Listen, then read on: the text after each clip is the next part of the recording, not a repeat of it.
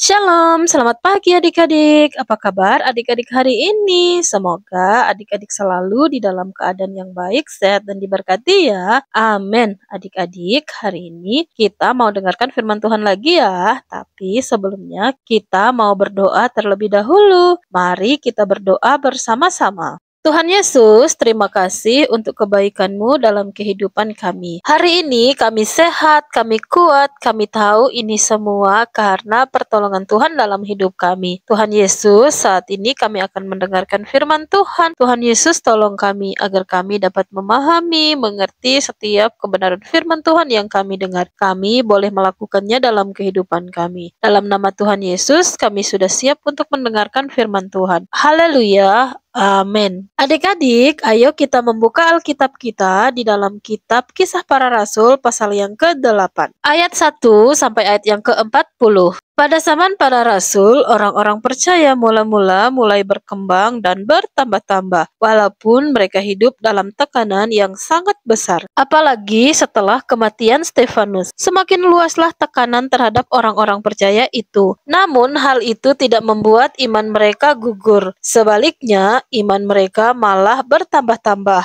Karena hidup orang yang percaya terus diburu, dikejar, dan dianiaya, maka mereka kemudian menyebar ke daerah-daerah di Yerusalem, di Yudea, dan di daerah Samaria. Dan ternyata hal ini memberi keuntungan bagi orang-orang yang percaya kepada Tuhan, karena semakin banyak orang-orang lain di daerah itu juga menjadi percaya kepada Tuhan. Ya, hal ini menjadi mungkin karena pekerjaan Roh Kudus dalam diri para rasul dan orang-orang percaya lainnya. Roh Kuduslah yang memampukan mereka untuk tetap memberitakan Injil walaupun dalam tekanan. Seorang rasul bernama Filipus dengan gagah berani memberitakan Injil kepada setiap orang yang belum percaya di daerahnya. Diperintahkan oleh Tuhan melalui malaikat untuk pergi menemui seorang sida-sida dari Ethiopia yang saat ini dalam perjalanan pulang dari Yerusalem. Tuhan mau Filipus menyampaikan kabar baik kepada sida-sida itu, supaya Injil boleh menyebar lebih luas lagi. Firman tidak hanya diberitakan di Yerusalem saja, tetapi juga di luar Yerusalem. Injil bisa didengar bukan hanya untuk orang Yahudi saja, tetapi juga untuk orang yang bukan Yahudi, seperti orang Ethiopia itu. Di dalam kitab Kisah Para Rasul, pasal yang ke-8, ayat yang ke-27, diceritakan bahwa Filipus begitu ia mendengar perintah Tuhan itu, ia segera berangkat dan pergi menemui sida-sida dari Ethiopia itu. Dan atas penyertaan Roh Kudus terjadilah perbincangan antara Filipus dan sida-sida itu. Perbincangan itu akhirnya membuat orang Ethiopia itu menjadi percaya dan mau menerima Yesus sebagai juru selamatnya, dan ia mau dibaptis. Dan setelah Filipus selesai dengan tugasnya membaptis orang Ethiopia itu, Filipus dengan ajaib dibawa pergi oleh Roh Tuhan dari hadapan orang Ethiopia itu.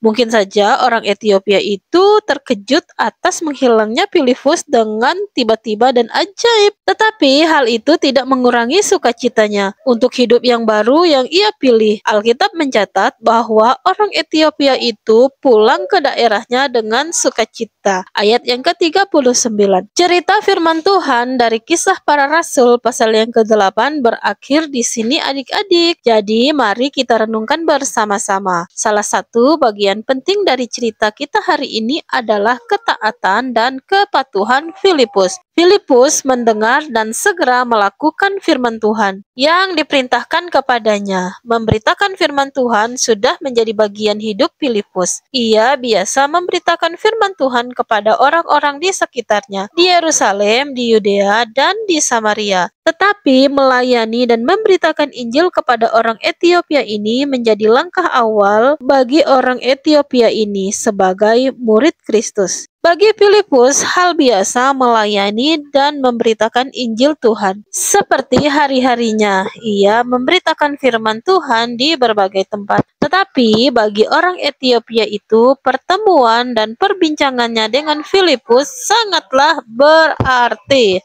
Seandainya saja Filipus bermalas-malas dan menunda-nunda untuk melakukan perintah Tuhan itu, bisa saja orang Ethiopia itu tidak sempat mendengarkan tentang Yesus dan tetap tidak mengerti dan belum percaya kepada Yesus. Hal kecil yang dilakukan Filipus yaitu datang menemui orang Ethiopia ini berdampak sangat besar. Ini menjadi langkah awal penyebaran firman Tuhan semakin luas. Orang Ethiopia itu diselamatkan. Ia juga adalah seorang sida-sida yang bekerja di istana raja, yang mungkin saja ia juga akan bersaksi tentang imannya dan membuat Injil semakin menyebar luas lagi. Kepatuhan Filipus inilah yang perlu kita contohi adik-adik. Dan firman Tuhan adalah satu-satunya penuntun kita untuk kita melakukan hal-hal yang baik sesuai dengan firman Tuhan. Adik-adik, jangan hanya menjadi pendengar saja. Kita perlu melakukan apa yang kita dengar, yaitu melakukan firman Tuhan. Jangan menunda,